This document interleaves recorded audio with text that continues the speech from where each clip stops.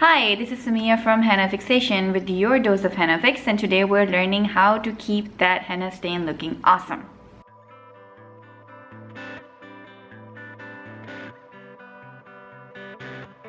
There are few things more frustrating than getting a beautiful henna done and about a couple of days later you notice that the stain is almost completely gone. This is not normal and this is very frustrating. So if you are planning on getting a henna done in the future, keep watching because I'm about to tell you exactly how to make sure that you get the best possible stain that you possibly can. It is equally important to take care of the area where you're going to receive henna before you go to the appointment as it is after.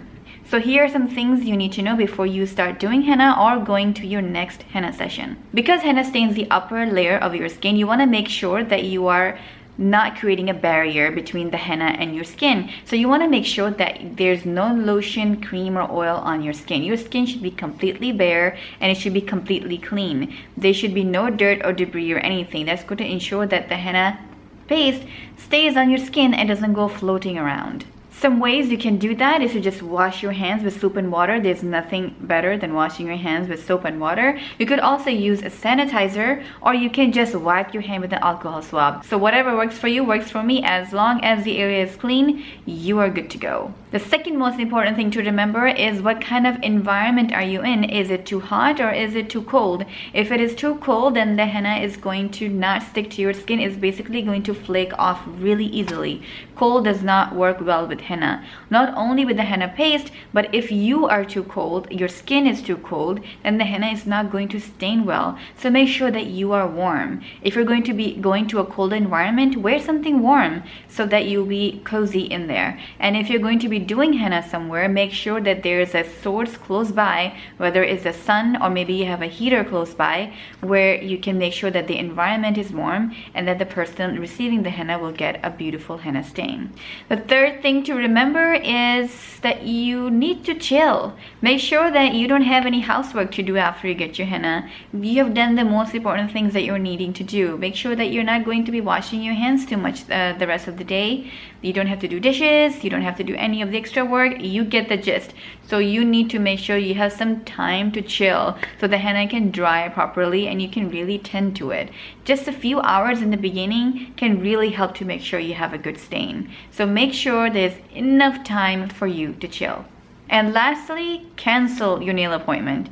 That's right, if you're gonna get your nails done and you haven't already done them before you're gonna get your henna, please don't get your nails done, because what the nail technicians do is that they're going to make sure that they're going to clean and scrub your hand, which is going to be really bad for your henna stain. So if you are planning on getting your nails and henna done at the same time, which I think is a great pampering idea, just make sure you do the nails first and then the henna. Now I'm going to talk about exactly what to do after you received your henna stain. So every henna artist creates their own paste according to their own specifications and preferences. Because there's so many different ways to make the henna paste, your henna artist is going to know exactly what you need to make sure that you take care of your stain. So make sure that you ask them. For instance, many times henna artists may tell you to come back or to go home and apply a sealant on your skin.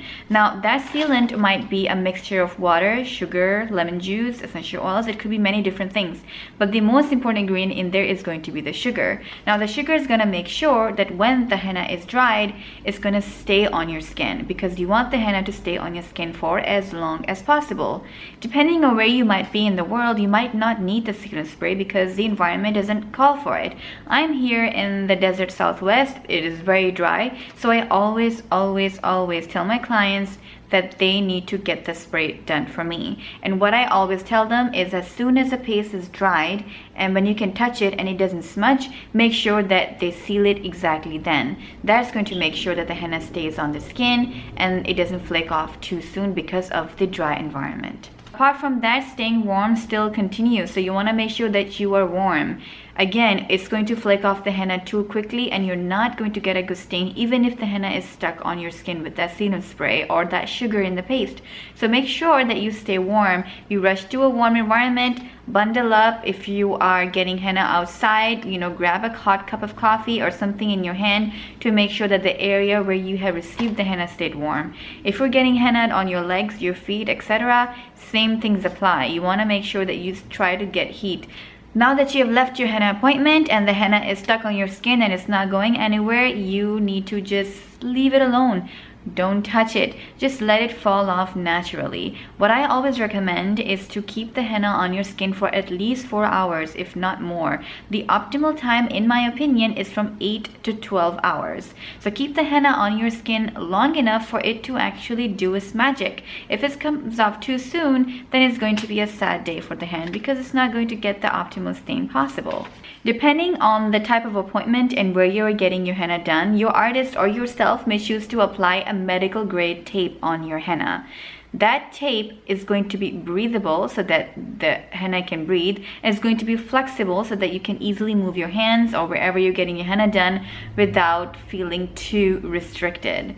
The purpose of that tape is the same as a sealant spray. It's going to make sure that the henna stays on your skin and that it does not budge. The benefits of using a tape like that is that it's definitely not going to budge. When you have the sealant on your skin, you're still gonna move your hands or wherever you're getting henna from, and it is going to naturally flake off a little bit faster. But if you have a tape, it's not going anywhere. The way to apply that tape is as soon as it's dried, and it needs to be completely dry. There should be no wetness in the paste at all. Apply that tape on your skin and just leave it for as long as possible. And there's one more thing that actually is a pretty big plus. I do henna on myself, and I like to do it at nighttime so I can go to sleep and have the henna on me and have the best possible stain that I can. And when it starts to flake off, it flakes off where I'm sleeping. Around me when I wake up, or on the side of the bed, or exactly where I was sleeping, depending on where I did the henna, I always have henna crumbs scattered everywhere. I mean, it's just part of the whole deal. It's going to happen. Also in the bathroom, they can just, when you're walking directly from the bed to the bathroom, you know, there's a little pathway there, and inside the bathroom there's like a henna crumbs everywhere.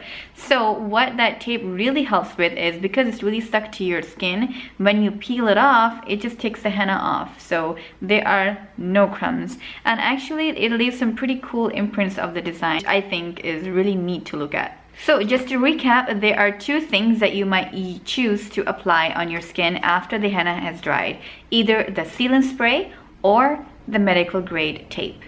Both of them are going to do the same thing. One of the things to remember is that the medical grade tape can be a little bit expensive to get your hands on. So that's the reason many of the times people choose the sealant spray for everyday occasion. If you're getting a special henna for a special occasion, like a bridal henna or things like that, you want to make sure that you're definitely going to get a great stain, then I recommend investing in that medical grade tape.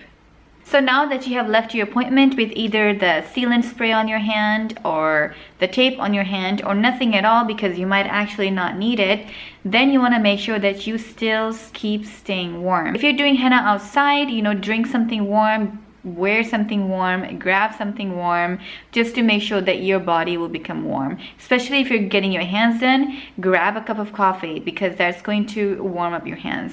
You might not need to do that because it's already warm enough. Where I live right now it's like 80 something, and while in many different places it's still snowing.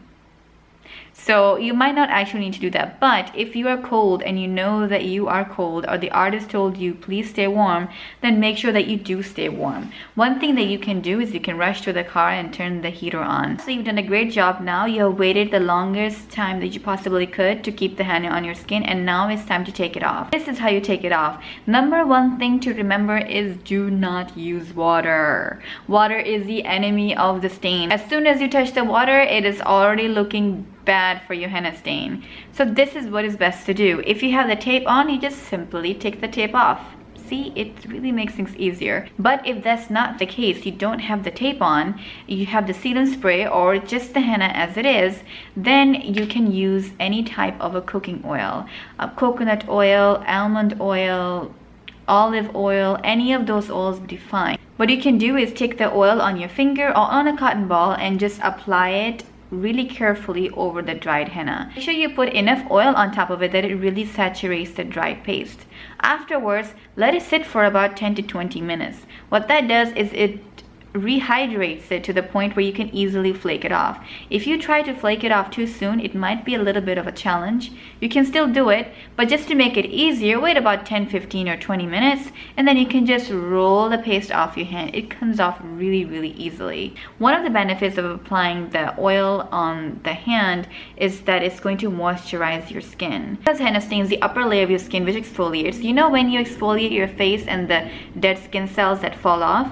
Well, that's what henna exfoliates. So you want to make sure that exfoliates as less as possible, and the way to do that is to moisturize it. So keep your henna stain moisturized. Keep applying the oil on your skin even after you have removed the henna paste, because that's going to keep your skin moisturized and act as a barrier from the elements. Some artists may actually provide you with a henna balm. If that's the case, they will tell you exactly how to use it. The main thing to remember is that you want to keep your skin safe from the water. So normally, if the artist is making the henna balm for you, that balm is going to contain some sort of oils or beeswax or soy wax or some sort of a wax that's going to create a nice layer to prevent the water from going on the stain. If you were to put that balm on your hand and you put droplets of water, it's not going to soak it in. You will just notice it roll off, and that would be ideal. So if you have your hands on some sort of a balm, I personally do recommend it, because I have noticed a significant change on the quality of the stain when the henna balm is being applied. Generally, the balm will be applied throughout the life of your stain. So as soon as the paste is off, you can apply that balm, or you can just keep on applying the oil that you chose earlier. It could be any sort of an oil. You just want to make sure that it is safe for cooking and that it doesn't have any extra fragrances or things like that, because that is actually going to damage your stain. So try to be as true to nature as possible. Olive oil, coconut oil, almond oil, vitamin E oil, any of those oils are just perfect. As long as they're moisturizing the stain and they're creating a barrier, you're going to be good to go.